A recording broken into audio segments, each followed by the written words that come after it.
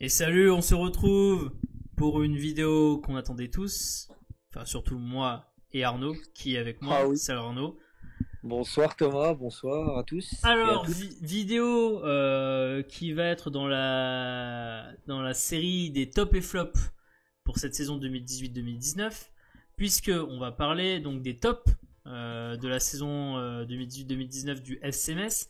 5 tops qui seront dits par Arnaud et par moi-même, où on va parler de ces joueurs qui ont été au final, l'équipe a très bien performé, on l'a dit dans la vidéo sur les flops, avec un titre et évidemment une montée au bout. Donc très difficile de distinguer peut-être 5 joueurs qui ont été très très bons. Mais bon, on va devoir le faire. Mais comme on peut pas mettre tout le monde dans ce top 5, on va commencer par des mentions honorables. Mention honorable, alors je te propose qu'on fasse chacun son tour une mention. Pas de problème. Donc Puis après, voilà. ne sautez pas au plafond s'il y a des joueurs forcément cités. C'est pas pour autant qu'on les a pas appréciés, mais il va falloir C'est ça. faire des choix. Faut faire des On choix, ne peut pas donc mettre tout le monde. c'est ça. Donc mettez vos 5 en commentaire. On va vous lire. On pourra débattre sur les réseaux sociaux avec vous. C'est ça, et n'oubliez pas évidemment de mettre un petit like et cliquer sur le bouton abonné si si vous voulez nous aider un peu dans l'évolution de cette chaîne. Tu peux y aller, dégaine, c'est parti. Donc moi j'ai une grosse mention honorable. Ça Ah, peut peut-être en faire c'était beau. tu as dit une grosse mention honorable, j'espère que là... Une très grosse mention honorable. Il a gratté mon top 5, Ouh. mais il est tout juste sixième, on va dire. Allez, vas-y. Et donc là, j'ai du Marvinho Gakpo. Marvin Gakpo. Là, j'ai du Marvin en mention. Je n'ai pas pu le mettre. Ça m'a fait mal au cœur quand j'ai choisi, mais j'ai du monde au-dessus, je pouvais pas. Marvin, tout simplement, pourquoi je le mets pas dans mon top 5 et qu'il est en mention, c'est parce que il fait pour moi une demi-saison. C'est méchant à dire, mais il fait une demi-saison vraiment bonne. Sa première partie de saison, j'ai pas aimé parce que j'ai trouvé qu'il avait pas, il s'était pas lâché. Donc c'est pour ça qu'il paye un peu, mais sa deuxième partie de saison, du mois de mi-janvier à là, à l'heure où on vous parle, c'est pour moi c'est le chef d'orchestre, la pièce maîtresse au niveau offensif du Football Club de Metz. Donc on a fait une vidéo dessus, donc je vais pas en parler 10 ans. Il n'est pas dans mon top 5 parce que voilà, sa première partie de saison est moyenne. Sinon, il aurait largement été, mais sa deuxième partie de saison,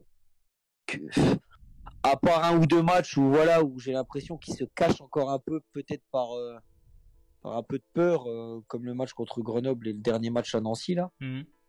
Mais sinon, il a pris une dimension, ce mec-là. Je suis pressé de le voir en Ligue 1 parce que il a dû toucher, dans ses prises de balles, son premier contrôle pour accélérer, je trouve puis il sent le jeu, il a une vision du jeu, il distribue, il a un pied gauche soyeux, donc voilà. Après, je vais m'arrêter là, mais c'est une mention honorable, donc je sais qu'il y en a plein qui vont sauter à la gorge, mais bon, après, c'est subjectif. J'aime ce mec, mais voilà, il fallait choisir, c'était cornélien, mais voilà.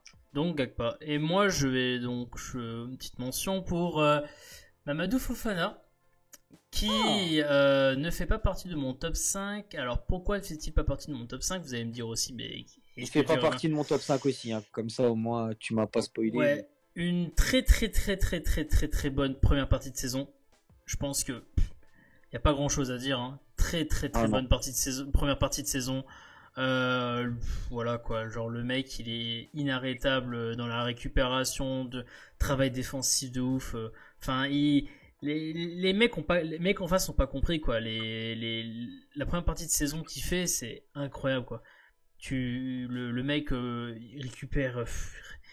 Quand t'es autant bon défensivement que ça, derrière ça a contribué à la très très bonne performance de Metz d'un point de vue je dirais défensif sur la première partie de saison. où tu subis, il y a peu de matchs où tu vas subir, un but, tu vois. Enfin, voilà. Mais malheureusement, deuxième partie de saison un peu plus compliquée. Voilà quoi. Un peu plus compliqué. Le fait qu'il soit. Deux choses. Déjà, le fait que Maïga rentre dans la concurrence parce qu'il revient de blessure. Qui rentre sérieusement dans la concurrence. Donc, c'est pas évident parce que t'es plus assuré maintenant des titulaires dans le 11 de départ. Et il y a aussi les placements en défense centrale qui n'ont pas été une grande réussite. Alors que pourtant il est censé maîtriser les deux, mais on voit que, comme j'ai dit quelques fois, il défend des fois comme un milieu récupérateur alors qu'il est positionné en défense centrale, il défend comme un milieu récupérateur, et ça malheureusement tu peux pas le faire. Et donc voilà, donc une très bonne saison, c'est pour ça que c'est mention honorable, c'est pas un top 5 mais c'est une très bonne saison, et on espère que l'année prochaine il contribuera davantage. Une autre mention peut-être que tu as en tête? J'en ai une autre. Allez, vas-y, une petite courte mention là. Une courte mention, et ça va peut-être encore en faire jaser certains, mais j'ai Farid là. Ah ben, tu sais quoi? Mention pareil pour moi aussi, Farid. Là, j'ai Farid parce que c'est pareil. C'est un peu pareil que pour Gakpa, c'est une première saison. Mais... Première partie de saison. Première partie de saison, mais magnifique. Un niveau ah, c'est dur. incroyable. Hein. Quand t'es face à lui, c'est dur. Hein. Ouais. Et le problème, c'est que il a été combatif toute la saison. Mais plus la saison avançait, plus il a commencé à s'essouffler. Donc, plus il s'essoufflait, moins il faisait de différence. Moins il fait de différence, plus il retombe dans ses travers de je veux me la jouer solo, perso, tête baissée, le Farid de l'année dernière, je lâche pas ma balle, ce qui en a énervé plus d'un. Donc c'est ce qui fait qu'il est dans mes mentions et qu'il peut pas être dans mon top 5 parce qu'il y a ce manque de régularité sur cette saison et le fait qu'il a un peu plongé sur la deuxième partie de saison, mais ça on en a parlé dans une vidéo qui est sortie récemment. Oui, moi je suis d'accord avec toi. Il y a surtout l'une des raisons importantes, c'est le fait que il a ça faisait longtemps qu'il n'ait pas fait une saison complète depuis l'époque de Clermont. Et là, il a fait une saison complète. Tu peux comprendre que deuxième partie de saison, tu aies un peu plus de difficulté à être aussi efficace qu'en première partie de saison. Ouais. Donc, qui est dans mes mentions. Voilà. Et moi, je vais te dire une dernière mention. On a la même. Ouais, on a la même sur ça. Et donc, moi, je ferai une dernière mention aussi après. Ouais, j'ai une petite dernière mention. Écoute, j'ai hésité. À le mettre, mais je vais mettre Ibrahima Niane. Alors, il n'est pas dans mon top 5 non plus, il n'est pas dans mes mentions non plus. Alors, je le mets dans mes mentions. Pourquoi? Premièrement, d'un point de vue positif sur lui, il a beaucoup progressé par rapport à la saison dernière. Alors on va me dire, oui, c'est la Ligue 2, donc un environnement qui est beaucoup plus propice à son développement, tout ça, pas de problème. Mais il s'est beaucoup développé durant cette saison-là, a été décisif à des moments clés. Hein, on parlera pas du match notamment face à Clermont à l'extérieur où tu es mené et que tu magnifique le but qu'il met. Non, plus de 10 buts cette saison, pas grand chose à dire si ce n'est que il est en progrès constant. On attend qu'il passe un cap la saison prochaine en Ligue 1 et là il va y avoir un vrai test pour vraiment voir ce qu'il vaut. On a déjà fait une vidéo avec lui à propos de savoir si on mettrait Habib ou Niane titulaire ou est-ce qu'on mettrait les deux. Donc c'est une question qui va être assez compliquée. Pour autant, je mets en mention d'un point de vue. Alors l'aspect négatif, c'est le fait qu'on les fait jouer ailier droit et que je ne pense que ce n'est pas son poste. Ce qui fait que ça a beaucoup handicapé ses performances, notamment quand il commençait les rencontres. Et donc il était essentiellement intéressant quand tu terminais quand tu le faisais rentrer à 30 minutes de la fin, mais tu vois que c'est pas son poste naturel. Et ça, ce qui fait que il y a les stats d'un côté qui sont intéressantes, mais de l'autre côté, on voit que le faire jouer les droits, c'est pas la solution, ce qui fait que j'en fais pas un top 5, mais n'empêche une bonne performance sur la saison. Moi, je suis d'accord avec toi. J'aurais pu le citer dans mes mentions, je l'ai pas fait. Et donc une Il est dernière pas non plus mention. il est pas non plus dans mon top 5, mais c'est pas pour ça que j'ai pas trouvé qu'il avait fait une bonne saison. Mais Ouais, je m'arrêterai là parce qu'on a déjà fait une vidéo sur lui avec Diallo. c'est ça. Donc là, j'avais une dernière mention et c'est Vas-y. vraiment à contre-cœur parce qu'en fait, moi, j'en ai 5 qui sont pour moi indéboulonnables, donc j'ai été obligé de le mettre là. Mhm. C'est Monsieur Opa. Ah, monsieur Opa. J'espère que je t'ai pas spoilé, mais Blasphème. ah bon d'accord. Donc c'est bon, Blasphème. donc j'ai Monsieur Opa là. J'en ai 5 devant qui sont pour moi voilà. Donc Opa, il est tout juste là. Pour moi c'est le joueur dans le domaine offensif qui aura été le plus régulier des 3 qu'on a de devant. Ça peut faire sourire, mais c'est vrai. Je pense que c'est sa saison la plus aboutie hein, chez nous. Oui. D'une régularité vraiment. C'était le danger venait de lui. Quand Farid n'était pas là, ben tout venait de lui. Il a tenu le domaine offensif de Metz sur ses épaules, je trouve, et je suis content parce que c'est un vrai pilier du FC Metz. Donc chapeau à lui. J'espère qu'il va rester. Ça c'est voilà. Ouais, on va en parler. On en parlera. On aura le temps d'en parler, mais donc ouais, du coup, c'est un blasphème, mais ça me fait chier, hein, ça me fait mal au cœur, mais on commence le top 5. C'est parti tout de go. Si tu veux, je peux commencer. Donc on sera pas d'accord. Mais c'est bien, ça va être une partie de ping-pong assez intéressante. C'est ça. Numéro 5, alors j'ai mis Opa Nguet. Alors Opa Nguet, qui pour moi est le joueur qui, deuxième partie de saison, est le joueur qui, à un moment donné où tu te retrouves avec un joueur comme Boulaya un peu moins bon, même offensivement, t'as un peu du mal offensivement quand même à peser. C'est pas non plus si évident que ça. Et t'as le gars qui crée constamment danger, qui malheureusement ça ne se voit pas dans les stats. Et ça serait et c'est la critique que vont mettre beaucoup de gens pour juger de ses performances, c'est le fait qu'au niveau des stats, quelqu'un comme Opa, on n'a pas l'impression qu'il pèse sur une équipe, mais alors par contre, qu'est-ce qu'il emmerde les défenseurs adverses, c'est un poison ce joueur-là.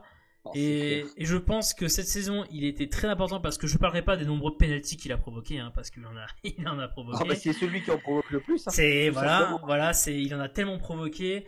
Il fait comme une saison à 5 buts quand même. Hein. Pour un mec qui normalement met pas de buts, c'est quand même pas trop mal.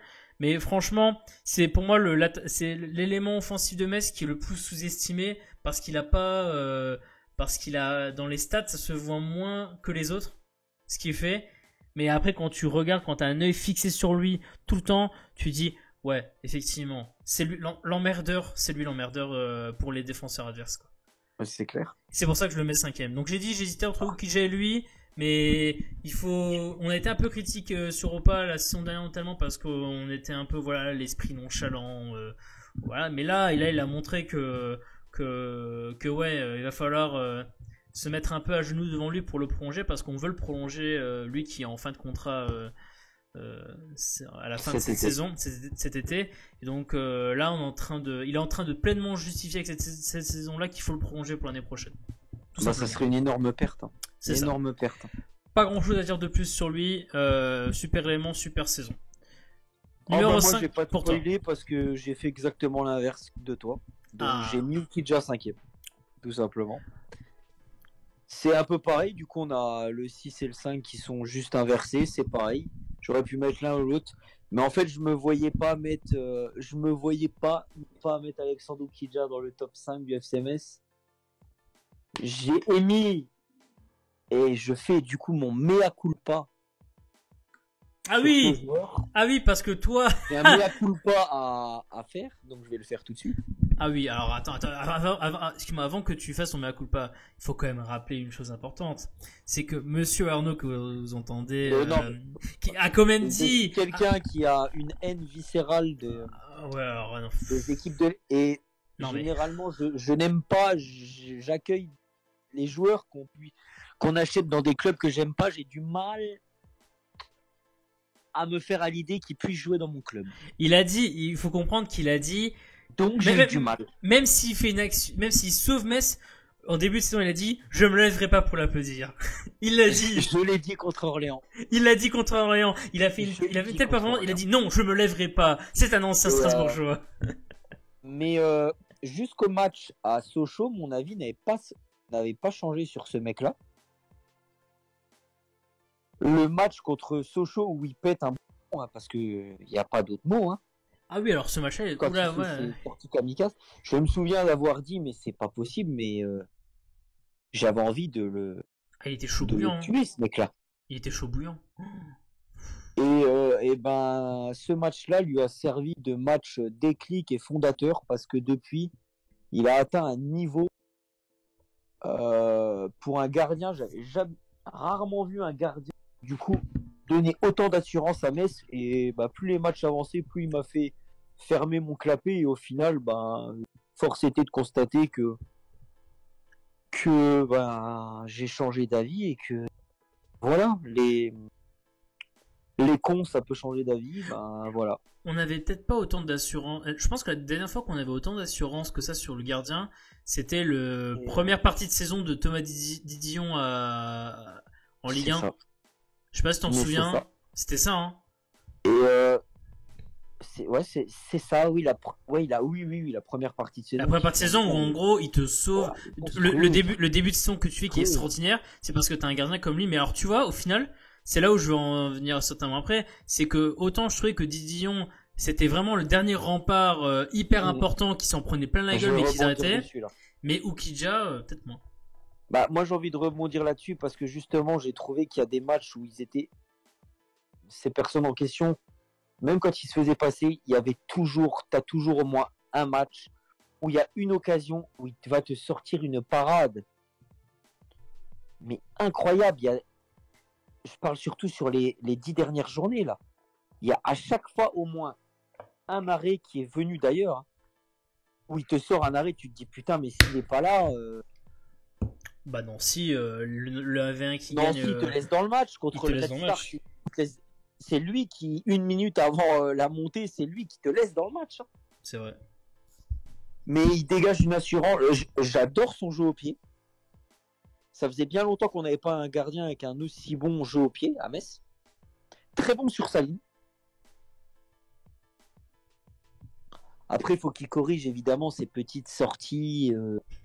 Voilà, un peu kamikaze de temps en temps. Et ses gains de temps qui m'agacent un peu. Il y a bien que toi que c'est un gars. Il y a bien que toi que c'est un gars. C'est bien, c'est que c'est un mec qui a la hargne, qui a vraiment. Ouais. Tu sens qu'il a été adopté des supporters. Hein. De toi déjà. De toi déjà. Au final. Ouais, mais moi, je suis le premier content, donc. C'est un super gardien. Ça, en plus, ça a l'air d'être un homme bien en dehors du football. Donc, voilà, il est dans mon top 5. Il est 5e. Ça aurait pu être au pas. J'ai mis lui. Je me voyais pas ne pas mettre le gardien de la meilleure défense de Ligue 2 dans le top 5 de mes tops de la saison. Ça se défend. Numéro 4. Je te laisse faire cette fois-ci. C'est que je pense que du coup, vu ce qu'on a dit là tous les deux, donc on aura les 4 même, peut-être pas dans le même ordre. On verra bien. On aura les 4. On verra bien. Je vais te laisser faire ton 4 parce que moi j'ai un choix surprenant là en 4. Thomas Delaine. Thomas Delaine, oui, oui. Alors oui, c'est incroyable. Incroyable histoire. Voilà. Non mais, attendez, incroyable histoire. Donc, comme je l'ai précisé dans une vidéo, notamment dans la vidéo sur les flops, les 5 flops de la saison pour moi du côté messin, il y a quelque chose qui se passe avec la blessure d'un joueur qui fait que t'es en fin de mercato, il faut que tu réagisses. Monsieur Thomas Delaine, putain. Et là, Thomas Delaine. Alors là, j'étais pas prêt. parce que moi en plus très très fièrement j'étais en train de dire ouais mais attendez, le latéral qui va porter le FC Metz l'année prochaine ça va être Laurent Jans que Nini. Et là si on va pas se mentir, de toi à moi, Thomas Delaine était un peu, même si on savait sa saison au PFC, Bah, il était C'est un peu sous-estimé. inconnu au bataillon. Non, hein. mais surtout, c'est qu'il est sous-estimé. Enfin, il était sous-estimé, en fait. Enfin, nous, quand on le voit arriver, on se dit. Alors, moi, déjà, moi, je me souviens que quand il est arrivé, j'étais un peu. J'ai pas compris son arrivée. Pourquoi? Parce qu'il faut comprendre que quand il arrive fin du mercato, donc on est On était quoi, une semaine après la blessure de. Enfin, je sais pas si on est une semaine, mais bref, on est quelques temps juste après la blessure de Mathieu Hudol. Et on apprend que Mathieu Hudol potentiellement pourrait revenir, on disait, je crois, mi-septembre, Ouais, 8 semaines. 8 semaines. Et donc moi je me suis dit, attends, tu veux faire de Mathieu Hudol, tu veux faire de Mathieu Hudol de ton titulaire, qu'est-ce que tu vas l'emmerder à prendre un potentiel concurrent titulaire pour l'emmerder. Il dit, c'est quoi Et tu sais, j'avais cette réaction-là même en faisant totalement abstraction de ce que pouvait apporter Thomas Delanne. Et donc je me suis dit, mais non, pourquoi on fait ça? Pourquoi est-ce qu'on enterre? Pourquoi est-ce qu'on enterre Mathieu Hudol? Ouais, Et je me au, souviens de et au cette final, l'histoire a fait que Mathieu Hudol s'est reblessé. Déjà, ça a pris plus de temps que prévu. Comment dire Il a rechuté. Ouais, il a rechuté parce qu'en fait, Il a rechuté il s'est pas très bien remis de sa blessure, puis il a rechuté derrière à Grenoble. Ce qui fait que là, t'as Thomas Delaine qui est là, et Thomas Delaine d'entrée, il t'a fait comprendre que, ouais, attendez, c'est moi qui vais porter, qui vais un peu porter offensivement le FCMS aussi, parce qu'on parle beaucoup des attaquants, mais alors lui, il a tellement porté, ça a rappelé les belles époques, notamment la belle époque où on avait deux latéraux qui étaient hyper menaçants à Metz. Un certain Bubu côté gauche et un certain Tus à droite. Ah oui. Hein, Gaëtan Bussmann et Romain Métanier pour les gens qui ne savent pas de qui je parle. Là, c'est quelqu'un qui était menaçant et là tu t'es dit ok. Et après voilà, le jeu, il a tellement été important que le jeu de Metz est carrément passé que sur le côté gauche. Et c'est du côté gauche que tu étais le plus menaçant sur toute la saison. Moi, je pense que ça va être un problème la saison prochaine, et on l'a déjà vu contre Nancy. C'est que Nancy, par exemple, sur le dernier, donc le match qu'il y a eu de la 37e journée de cette saison, ben ils ont compris que Delaine c'est menace. Ah bah ok, Delaine, t'auras pas d'espace pour passer. Et ben ouais. Et quand le côté droit est pas si bien développé que ça offensivement, et ben offensivement, t'es malheureusement absent. Et j'ai peur que l'année prochaine en Ligue 1, ça va faire mal. Mais si on doit juger que sur cette saison-là, bah rien à dire quoi. Très très très Moi, bonne je pense qu'il saison. s'adaptera en Ligue 1. Qui? Je pense que Delaine. Mais attends. S'adapter, je veux bien. Mais je pense que que Delaine n'est pas autant extraordinairement fort. Enfin, il n'est pas fort au point de pouvoir déjouer tous les plans défensifs qui est en face de lui. C'est pas non plus c'est pas genre Benjamin Mendy quoi. Tu vois, genre Benjamin Mendy, tu peux pas le déjouer en gros à l'époque où il était à Marseille. Tu peux pas le déjouer parce qu'il est physique, parce qu'il a une accélération quand il a la balle. Il est quand même costaud, tu peux pas. Delaine, tu vois, c'est plus différent. Alors je compare Delaine et Mendy, vous allez me tuer, hein, mais c'est juste pour vous dire en gros que je pense que Delaine va avoir du mal l'année prochaine. Si le jeu de Metz passe que côté gauche, il va avoir du mal. Mais bon, ça on verra bien. C'est un autre sujet. C'est pas maintenant qu'on va parler de l'année prochaine. J'aurai le temps d'en parler un peu plus tard. Hein. Oui, bien sûr, bien sûr. À toi, numéro 4, pour toi c'est... Ah là, ça va faire... Je pense qu'il y en a beaucoup qui vont peut-être me détester. Vas-y, peut-être moi le premier. Et là, c'est paradoxal, mais là, j'ai monsieur... Je dis bien monsieur avec un grand M. Habibou Diallo. Ça me choque pas tellement que ça en fait. Hein. Enfin, quoique. Bon, ça va alors. Quoique. Là, j'ai monsieur Habib parce que... Attends, non, quatrième. Ouh, ah non, ouais, ça me choque un peu. Enfin, ça me choque. Non, les trois qui sont au-dessus pour moi, c'est... Défends ta croûte. Vas-y, défends ta croûte. Monsieur Habib, pareil, hein. Petit aparté. Ah, vas-y. Mea culpa pour Monsieur Habib. Ah oui, parce que alors, faut rendre compte quand même que Arnaud en pré-saison, il n'était pas prévu d'être titulaire en début de saison.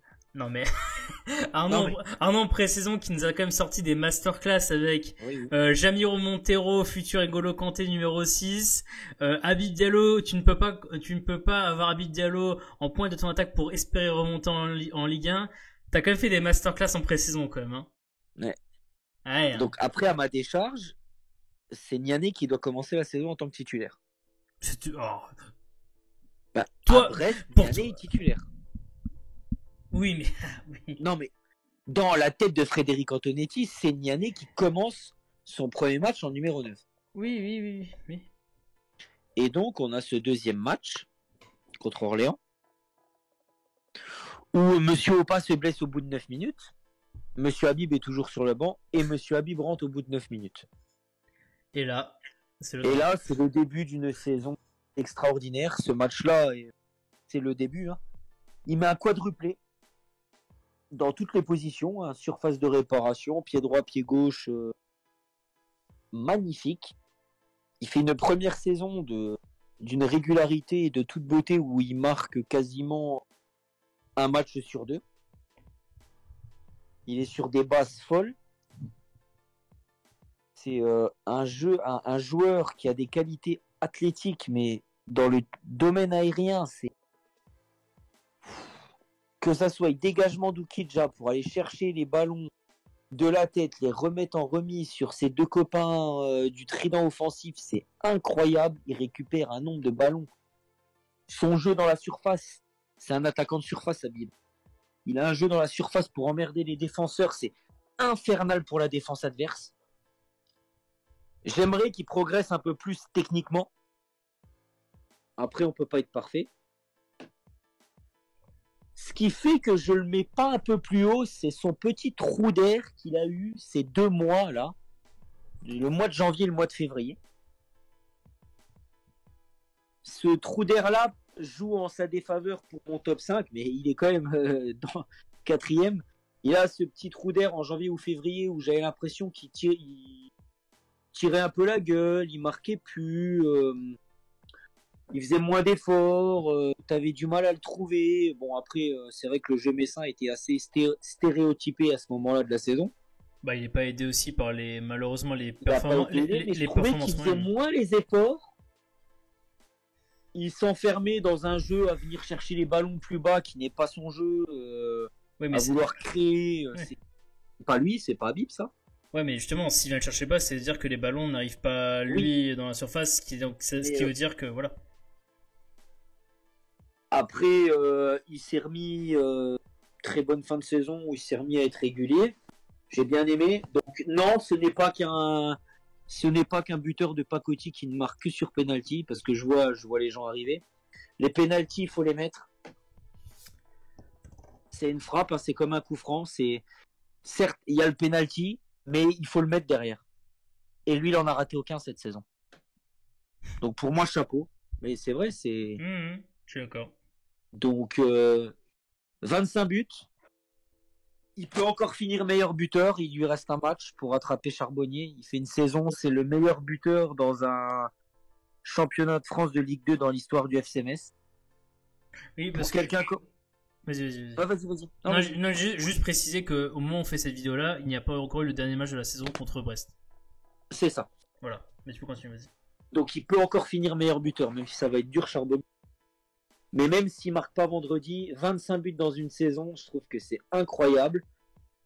Il est en grande partie responsable de cette première place. C'est l'élément prépondérant. Je peux pas le mettre plus haut, c'est pas pour autant que voilà, parce que j'ai 3 joueurs plus haut que je peux pas enlever. Mais voilà, respect Monsieur Habib, chapeau. Et ben écoute, j'ai juste envie que tu me fasses mentir en Ligue 1, que tu fasses enfin ta grande saison que tu mérites de faire avec le FCMS en Ligue 1. Sauf s'il est vendu. Sauf s'il est vendu, ça c'est, je pense que ça va être un cas à partir du 1er juillet qui risque de nous enquiquiner tout le mois de juillet, ça. Évidemment, un sujet dont nous parlerons lors de la préparation mercato que l'on va faire, dès la fin de la saison, tout simplement. On va discuter de lui, de son cas et de nombreux autres cas au FCMS. On va passer au numéro 3. Numéro 3. Est-ce que tu Clairement. veux lancer le numéro 3? Ouais. Allez, vas-y. Donc moi, là en 3, j'ai juste un cran au-dessus par rapport à toi. Là, j'ai Toto Delaine. Toto Delaine. Là, j'ai Toto Delaine. Donc, pour moi, c'était mon top 3. Il a été fait simplement et il y avait automatiquement Delaine dedans. Donc, Est-ce que tu as des choses à rajouter par rapport à ce que j'ai dit ou... c'est incroyable. C'est vrai que je le connaissais pas trop. Hein. Je savais qu'au Paris FC, il avait fait une bonne saison, mais ça s'arrêtait là. J'ai rarement vu, c'est vrai, depuis Bussmann, et encore, je le trouve meilleur que Bussmann, c'est parce qu'il a une qualité de centre. Bubu était pas mal, Bah, mais Bubu en faisait moins. Il en Bubu- faisait moins ouais. de centres par match, parce que lui, C'est vrai. qu'est-ce qu'il peut en faire? Bubu Et est... il en rate pas, hein, Bubu est meilleur... Bussmann est meilleur défensivement meilleur que... défenseur. Mais Ouais. défensivement, Delaine, ça, bon, il a encore quelques moments où niveau marquage c'est un peu compliqué, mais il a quand même bien progressé tout au long de l'année. Hmm. Mais alors offensivement, Ah, c'est chiant. Hein. incroyable. Ce côté Ah. gauche avec Opa, mon Dieu. Qu'est-ce qui. Quand Opa, des fois dézonné, Delaine prenait le couloir, mais il pourrait limite jouer ailier gauche à la place d'Enguet, que tu ne verrais pas la différence, que tu pourrais te dire, mais c'est un milieu gauche. Il a toutes les qualités, en fait, pour être le pur ailier gauche traditionnel, en fait, si tu joues à 3 derrière, dans un milieu à 5, en piston gauche. C'est typiquement ce genre de joueur capable de te répéter les efforts, de faire des courses. Il a un cardio, ce mec-là, c'est incroyable, une qualité de centre. Les galettes qu'il a mis cette saison, de dribble, c'est un super dribbleur. Il en fait pas trop, mais il fait vraiment des dribbles efficaces, quoi. Et grosse saison, titulaire à 30 reprises après la blessure du Dole. Rien à dire, c'est ça a été un pilier cette saison. Hmm. Franchement, non, je pense que t'en as assez dit. Moi, il Ouais. était dans mon top 3, après mon top 2. Voilà, c'était un peu. Il pouvait pas gratter, malheureusement. Ouais. Parce que j'en ai deux là-bas qui sont difficiles à déloger, mais bon. Thomas Delaine, monsieur Thomas Delaine. Monsieur Donc Thomas j'espère Delaine. qu'on va pas faire l'erreur de le vendre. Oui. Mais bon, on verra bien. Mon tour. Voilà, on Alors, verra, donc, je suis curieux. numéro 3, je vais me faire... Je pense que tu vas me taper. Je mets Renaud Quad. Alors, Ok, d'accord. alors, je mets Renaud Quad, parce que pour moi, il y a quand même une performance qu'on peut pas, que je peux pas mettre enfin, je peux pas mettre troisième en fait. Donc je suis obligé de mettre quelqu'un troisième, Ok. et je mets Renaud Quad troisième. Que dire si ça n'est que dire si ça n'est que c'est hyper respectable de sa part d'être resté à Metz, Ouais. alors que le club descend en Ligue 2, qu'il aurait pu faire comme beaucoup Grand pouvaient dire, qu'il aurait pu partir tout simplement parce que je pense que beaucoup de clubs en Ligue 1 auraient bien voulu avoir un Renaud Quad dans leur effectif, ainsi que dans leur équipe de départ. Donc grand respect, et je pense que tout le monde l'a très bien dit, même c'était Aubragnac qui disait que je pense qu'on se souviendra de lui parce que voilà quoi, t'es dans un moment compliqué où tu descends, tu restes et tu contribues à remonter ton club, respect quoi. Enfin, après, est-ce que si ça avait été une autre personne qu'Antonetti, est-ce qu'il serait resté? Peut-être pas. Lui, il a très bien dit que l'arrivée d'Antonetti avait beaucoup joué dans Bien sa sûr, décision bien sûr. de rester à C'est Metz. sûr, mais c'est sûr. Moi, je pense que c'est sûr. Donc, l'histoire aurait été certainement différente. Mais bon, il est resté. Et sur le terrain, bah ouais, sur le terrain, on a eu un autre visage que les images un peu malheureuses qu'on a eu de lui la saison dernière. Où bah, il y a ce match la saison dernière où, par exemple, le fameux brassard qui est jeté par terre. Tu vois, image terrible. Mais bon, J'en voilà. parlerai en détail après. Oui. Mais vraiment, ouais, exemple, enfin voilà, un patron sur le terrain, bon, quelquefois qui m'énerve quand il n'arrive pas à centrer. Hein. Je me suis énervé de C'est son péché mignon, à travailler. Des fois ça Faut marche, qu'il travaille sur des fois ça marche, des fois ça marche pas. Mais là, ça, voilà, non, mais une présence, et puis voilà, c'est une tête dans un vestiaire, quoi. Tu l'écoutes, quoi. Je pense que les mecs, C'est bien d'avoir un mec comme ça qui a de l'expérience. Je parlerai pas de sa capacité à n'avoir aucune blessure et avoir un cardio de ouf. Hein. Ça, bon, ça, je pense que tout le monde a compris. Le mec, à son âge, c'est un extraterrestre. À son Incroyable. âge, hein. Il se blesse jamais. Tu comprends pas quoi. Franchement, c'est extraordinaire quoi. Donc, alors, c'est pour ça que je le mets troisième. Je le mets pas plus haut parce que pour moi, il y a deux éléments qui ont beaucoup plus influencé directement sur les performances du club que. De toute façon, je sais c'est qui que t'as mis en. Ouais, non mais voilà que lui. Donc non troisième, mais que dire quoi, respect sur un patron comme on n'a pas eu depuis longtemps. Donc voilà. Que dire. C'est bien parce que on a quasiment les mêmes, c'est subjectif parce qu'après ça dépend de notre vision qu'on a du foot. Ouais non mais clairement. Le jeu qu'on aime bien chez les joueurs. Clairement pas grand chose à dire si ça n'est respect absolu et bravo Monsieur Quad. On espère le retrouver la saison prochaine à moins qu'il nous mette tous en larmes s'il annonce qu'il arrête, mais bon non, je pense pas. Oh putain, je serai en PLS là. Mais normalement on est bon de ce côté-là. On va attaquer au numéro 2. Donc normalement là on qui sera la même. Alors, numéro 2, j'ai juste besoin de savoir si là. Alors attends, numéro 2. Numéro 2, je mets Habib Diallo. Ah d'accord. Je mets Habib Diallo. Alors, beaucoup de choses ont déjà été dites par toi. Je mets Habib Diallo. Pourquoi ? Parce que alors, on avait déjà un peu parlé dans la vidéo sur Habib Diallo et Ibrahima Niane. Joueur, ça n'a pas été évident pour lui parce qu'il est à Metz depuis longtemps. Ça fait depuis longtemps qu'il côtoie le groupe professionnel. Après une bonne saison, une saison convenable en Ligue 2, t'arrives en Ligue 1 avec Metz et au lieu de le mettre titulaire, tu lui mets dans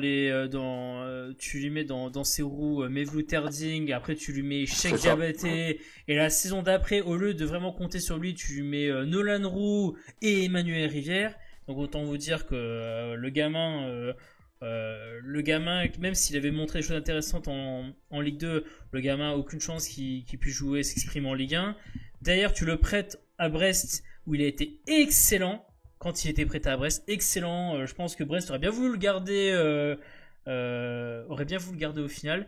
Mais il était excellent en Ligue 2 à Brest quand il était prêté là-bas. Et voilà, on arrive en pré-saison. Moi, je me suis dit, mais bon, toi, tu t'es foutu de ma gueule encore une fois, mais ça ne fera que la 350e fois.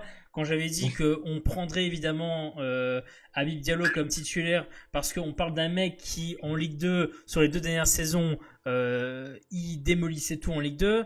Naturellement, oui, tu vas t'appuyer sur Habib Diallo en Ligue 2 la saison prochaine, je lui avais dit.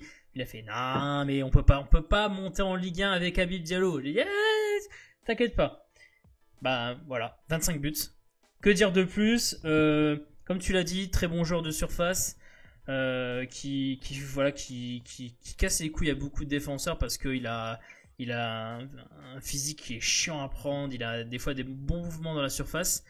Après malheureusement quelques petits défauts, c'est quand il est pas dans la surface justement. Il a tendance à trop se surestimer, à tenter des choses qui malheureusement il ne peut pas faire, comme par exemple des frappes en bout de course. On l'a notamment vu face à Nancy.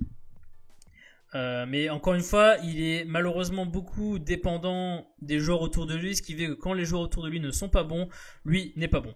Voilà, tout simplement. Là où un mec comme Niane, par exemple, peut créer ses occasions, lui il a un peu plus de mal si les joueurs autour de lui ne sont pas bons. Donc c'est un joueur qui va beaucoup dépendre des mecs autour de lui.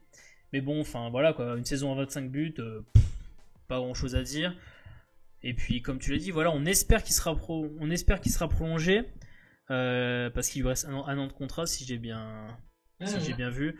Donc situation un peu compliquée pour Metz. Est-ce qu'on le vend? Est-ce qu'on le prolonge? Est-ce qu'on le prolonge pas et on le garde jusqu'au bout de son contrat? Situation très compliquée dont on parlera lors de la vidéo sur le mercato. Numéro 2 pour toi.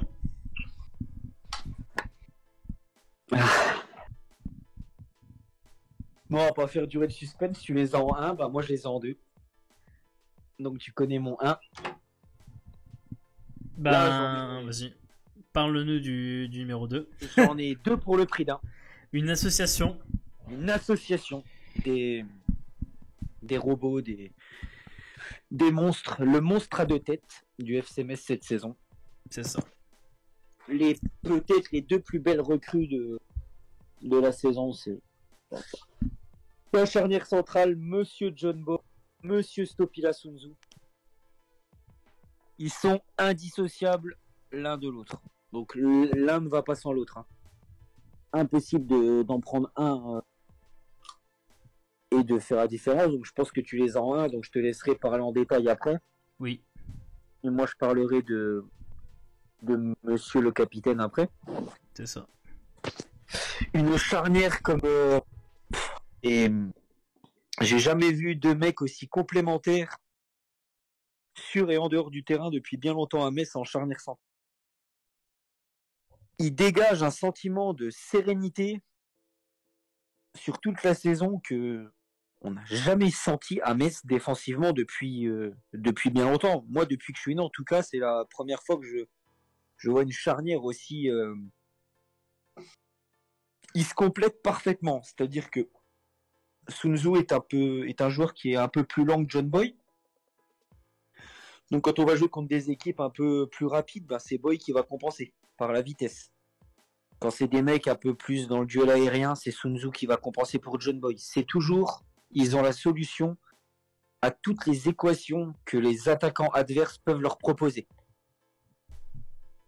C'est pour ça que les 2 vont ensemble, parce qu'ils sont complémentaires.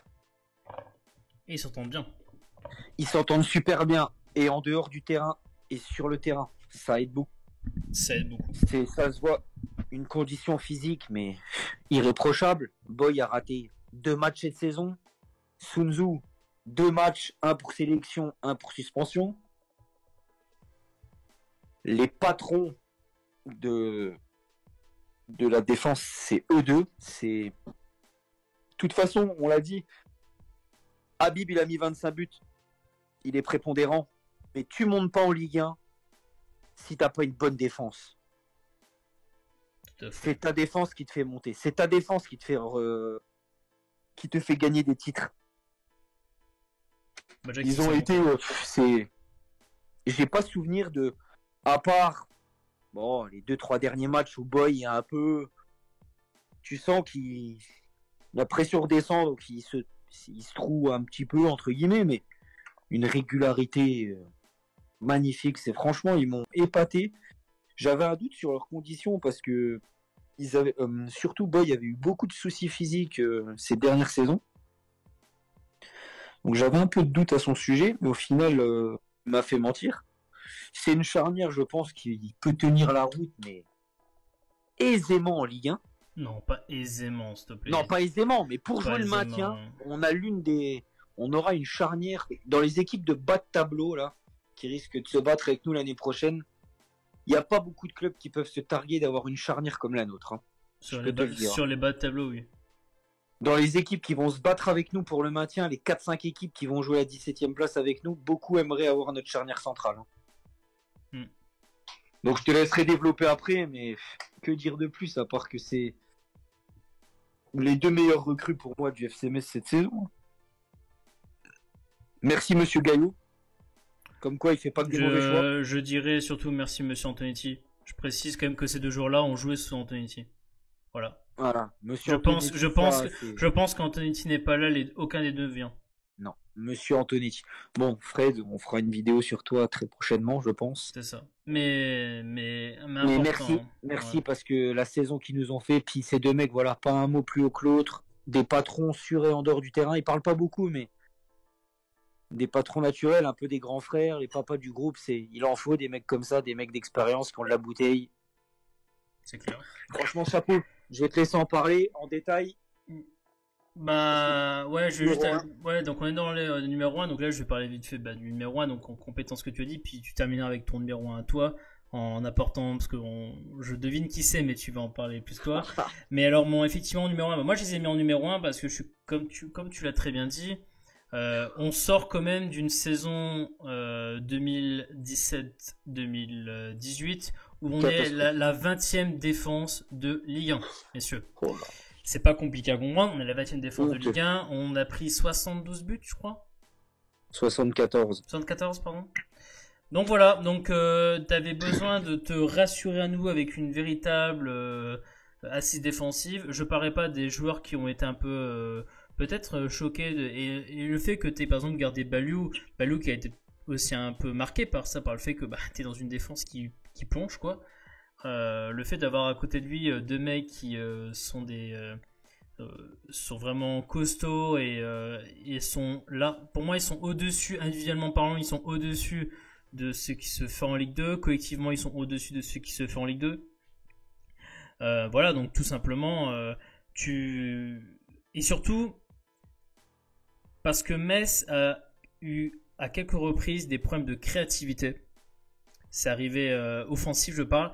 Et ce qui fait que, comme tu as des difficultés au niveau de la créativité, il arrive à de nombreuses reprises que tu gagnes des matchs 1-0, par exemple.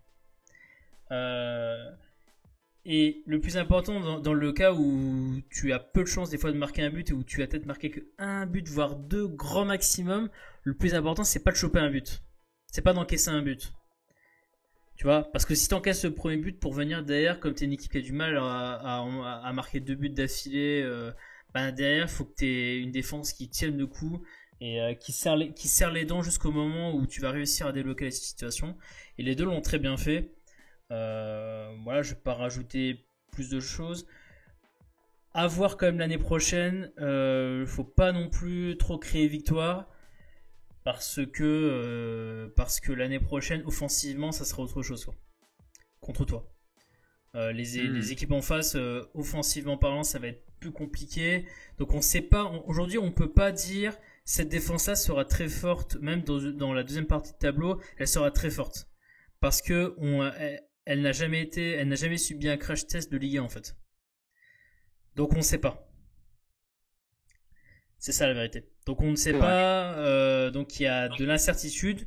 La seule certitude qu'il y a dans cette incertitude, c'est le fait que les deux à mon avis resteront et que tu vas pas forcément. Ils sont sous contrat en tout cas. Oui, ils sont sous contrat et tu vas pas les emmerder avec une concurrence comme on a pu avoir une époque où on avait quasiment 4 centraux. Je sais pas si t'en souviens avec, tu vois, à une époque où on avait genre 4 centraux et c'était le bordel. Là, je pense qu'il y a les deux centraux là. Certainement que, par exemple, quelqu'un comme Vincent Peigné va être monté dans le groupe professionnel, donc sera remplaçant. Tu peux peut-être rajouter encore un central si tu veux, mais bon, t'as déjà Fofana qui peut faire central et milieu défensif. Donc, tu vois, c'est des mecs qui vont pas non plus être inquiétés à l'intersaison par des mecs qui vont les concurrencer directement, tu vois. Donc, ils peuvent préparer sereinement la saison prochaine et essayer de compter sur des bases où effectivement tu encaisses pas non plus beaucoup de buts parce que on sait que du côté de Metz le plus important l'année prochaine ça va être de pas plonger au niveau des défensivement parlant quoi. C'est ta défense qui te maintient de toute façon. Et surtout que à Metz on a réussi à se maintenir avec encore plus de buts encaissés que l'année dernière. 81 buts encaissés. Non, oui, donc l'année dernière, c'est la saison 2016-2017 sous Inge Berger où on se maintient, mais la défense, elle est nullissime et tu réussis parce qu'offensivement, tu tiens la baraque. Sauf que tu vois bien que si offensivement, tu tiens pas la baraque, défensivement, si tu continues à prendre des buts, ça sert à rien. Et moi, c'est vrai qu'aujourd'hui, la vision dont j'ai de Metz, c'est que Metz doit avoir un peu l'état d'esprit qu'a par exemple Nice aujourd'hui. C'est-à-dire que Nice aujourd'hui, c'est une des équipes qui marque le moins en Europe. Genre les 5e pire attaque d'Europe en fait, Nice. Mais par contre, comme défensivement c'est du solide, derrière tu fais top 10 quoi. Donc ça prouve bien que t'as une assise défensive. Si t'es vraiment efficace défensivement parlant, dans la Ligue 1 actuelle, tu n'es pas dans le baba du tableau, tu vois. Donc il faut prendre ça en compte. Ça c'est clair. Et donc on va aller pour ton numéro 1 à toi, donc je présume. Le divin chauve. Le divin chauve, celui qui se fout torse nu avec la bouteille de champagne un soir de montée. Non mais après ça s'est joué à rien. mettre Habib, j'aurais pu mettre Sunzu et Boy. De toute façon, on a quasiment les mêmes au final, donc c'est bien. C'est qu'au final, c'est un choix subjectif, mais au final, on a quand même bien suivi notre club parce qu'au final, on a le même 5, pas dans le même ordre. Non, mais d'abord, avant que tu nous parles du 5, le quad, Mais voilà. dis-moi, qu'est-ce que tu dirais en plus Après, je suis pas subjectif parce que c'est un mec que j'adore déjà depuis bien longtemps. Après, il aurait fait une saison de merde, j'aurais pas mis là, mais pour moi, c'est pas dans les stats que C'est l'on le- c'est pas dans les stats que l'on voit ça, mais tu Non, sens lui, qu'il c'est a une pas dans présence, les- il a une présence quoi, tu Vraiment, vois. il a, C'est- il a quelque chose. Pour moi, c'est vraiment c'est le baromètre. Je le dis à chaque fois, c'est ce mec-là, c'est le genre de mec-là que t'as des mecs comme ça que quand ils sont pas bien, c'est toute l'équipe que tu vois qu'elle est pas bien. Non, c'est Quand clair. lui va bien, c'est toute l'équipe qui va bien. Ouais, c'est sûr. Quand tu peux regarder ton équipe de la manière là, c'est dire l'importance du joueur en question. En fait. C'est pour ça que je mets pas Habib devant. Si Habib n'est pas bien, tu peux quand même gagner des matchs parce que tu en as d'autres qui peuvent. Si lui, tu sens qu'il est pas bien dans le milieu, tu vois que c'est tout de suite plus compliqué. À Nancy, il fait un match où il est bien contenu. C'est tout le jeu messin qui s'en ressent derrière. Bah oui, bah oui, ils C'est ont ouais. tout le jeu messin qui s'en ressent. Même si pour moi c'est plus une question de Et donc, tactique, c'est une question tactique qui pour ça. arrive de ça, tu vois, mais oui. On revient. Il l'a mis dans ce rôle un peu de relayeur que Hinsberger nous avait fait chier l'année dernière à le foutre en 10. Ça l'avait complètement. Il était lessivé. Et surtout c'est Coad, pas il en avait ras le cul. c'est pas un dernier passeur. C'est pas son poste, c'est pas un dernier passeur. Non. Du coup, ça l'énervait. Il prenait beaucoup de cartons jaunes. L'épisode d'Angers, c'était la goutte d'eau qui a fait déborder le vase. Le fameux jeté de Brassard, hein, l'épisode Le d'Angers. jeté de bras, ça je l'accepte pas, mais voilà, cette année il a montré que c'était un très bon capitaine. Antonetti a eu la présence d'esprit de ne pas le mettre en 6, de le remettre à son poste naturel de milieu relayeur en 8, comme il était à Saint-Etienne où il a fait ses meilleures années. Et ça a été le patron. 37 matchs titulaires en 37 journées, je veux dire. C'est le joueur qui a le plus joué de... Il a pas raté un match, jamais blessé, jamais suspendu, un seul carton jaune. L'homme à tout faire, le patron en dehors du terrain, sur le terrain, un charisme. C'est le relais avec les jeunes, les moins jeunes, c'est lui le boss. C'est celui que dimanche, là quand il va avoir les trophées UNFP, c'est celui qui pour moi, c'est le meilleur joueur de deuxième division. Il doit repartir avec le trophée du meilleur joueur. Si c'est Habib, tant mieux. Je pense que ça sera Charbonnier. Parce que voilà, c'est un peu les trophées UNFP, c'est fait comme ça. On récompense les buteurs mais au lieu de... Bon, c'est un autre débat. Mais Renaud, c'est... Voilà, c'est... Un autre débat, ouais. T'as raison. Pour moi, c'est... C'est ta pièce maîtresse pour la Ligue 1. Voilà. S'il n'est pas là, les gens en Ligue 1, t'es obligé limite de tout reconstruire ton milieu de terrain après. Ouais. Voilà, ce que tu veux dire, c'est que c'est quasiment impossible d'envisager sereinement l'avenir avec un mec, avec le mec qui est pas là, et c'est une telle présence que sans passer, ça serait incroyable. Terrible. Voilà. Donc nous, je pense qu'il a encore au moins 2 ans dans les papates. Mon humble avis. S'il a le même cardio et s'il a la même je sais pas, hygiène de vie ou même, enfin ouais, ça peut aller encore 2 ans. Hein. Enfin, il peut jouer encore 2-3 ans facile comme ça. Ouais, en tout cas c'est ce qu'on espère. Bon bah sinon... C'est pour ça qu'on les a mis en numéro 1 parce que c'est un peu la colonne vertébrale. Hein. Sunzu Boy Koa, donc on peut dire que c'est la colonne vertébrale du FC. C'est ceux qui ne se voient pas à travers les stats. Ce que des fois je déteste, c'est justement ces gens qui ne valorisent tout à travers les stats. Non mais ces gens qui ne valorisent que par exemple les stats de buts marqués, de passes D et pas les autres choses, que ce soit les duels défensifs gagnés, tout ça. Et c'est pour ça que les récompenses UNFP et tous les machins sont des vastes fumisteries. Ouais, mais ça c'est un autre débat. C'est un autre débat. Ouais. Donc nous on a fait le tour. Donc là vous avez vu durant toute la vidéo à l'écran les choix de chacun. Mettez en commentaire, comme on l'a dit en début de vidéo, ce que vous en pensez. Si au contraire on a fait des choix débiles, s'il y a du blasphème, dites-le. Il n'y a pas de problème là-dessus. On se retrouvera. Qui c'est Vas-y. Ah, donc non, je rebondissais, c'est que du coup, toi, t'as pas du tout cité Marvin. J'aurais pu le mettre en mention. Et il y a un seul joueur que ni toi ni moi n'avons cité. C'est Victor Yangban. Il aurait été en mention parce que Ouais. il y a eu une bonne période. Mais en fait, on aurait pu faire 36 mois de mention. Et j'ai pas cité Ivan. Hein. Tu vois, je viens d'y penser, mais j'ai pu. Ouais, Le choix était tellement compliqué que j'ai même pas cité Ivan. T'as raison. Bon, sur ce, on va vous laisser. On se retrouvera pour une prochaine vidéo thématique. Peut-être le Mercato, ou Antonetti. Enfin, on verra bien. Je pense une petite vidéo qui risque de tomber quand même le lendemain de Metz-Brest. Bah, on va parler de... Oui, on va quand même parler de Metz-Brest, mais on va surtout...